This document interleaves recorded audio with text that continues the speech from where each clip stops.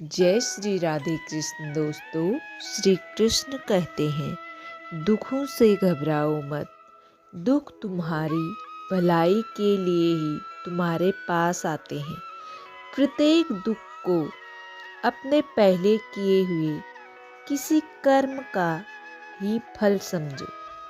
दुख की प्राप्ति से तुम्हारे कर्म का भोग पूरा हो जाता है और तुम कर्म फल के बंधन से मुक्त होकर निर्मल हो जाते हो।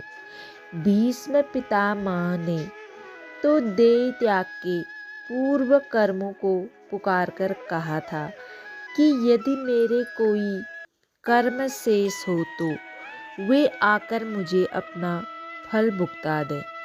अतएव कोई भी दुख प्राप्त हो तो उसको शांति पूर्वक भोगो और मन में यह जानकर सुखी हो कि कर्म फल का भोग हो गया।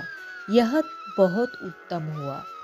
तुम्हारे प्रत्येक दुख का विधान भगवान स्वयं करते हैं। भगवान परम दयालु हैं। उनका कोई विधान ऐसा नहीं होता जिसमें तुम्हारा कल्याण ना भरा हो। इसीलिए प्रत्येक दुखी की प्राप्ति में उनका विधान समझकर आनंद प्राप्त करो। निश्चय समझो, इस दुख को तुम्हारे परखने के लिए ही भगवान ने तुम्हारे ऊपर भेजा है। श्री कृष्ण कहते हैं, अभाव के अनुभव या प्रतिकूल अनुभव का नाम ही दुख है। अभाव का अथवा प्रतिकूलता का बोध राग द्वेष के कारण तुम्हारी अपनी भावना के अनुसार होता है। राग द्वेष न हो तो सब अवस्थाओं में आनंद रह सकता है।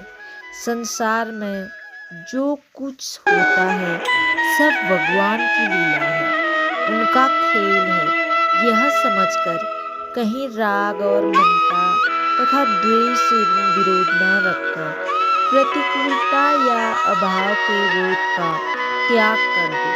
फिर कोई भी दुख तुम पर असर नहीं डाल सकेगा। राधे राधे।